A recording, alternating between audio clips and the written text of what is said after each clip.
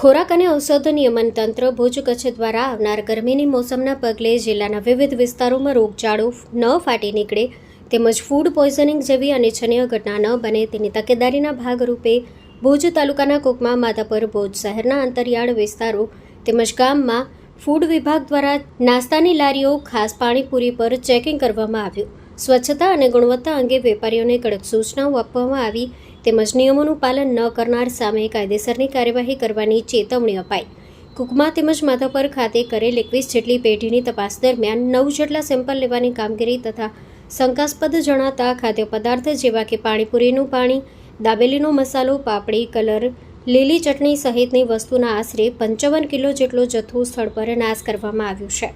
જિલ્લા ફૂડ અધિકારી એ.બી. પટેલની સૂચનાથી તેમજ વી.એમ. બરંડા, એસ.પી. પટેલ તથા એમ.એમ. પટેલ ફૂડ ઇન્સ્પેક્ટરો દ્વારા સઘન તપાસ કામગીરી કરવામાં આવી રહેલ છે.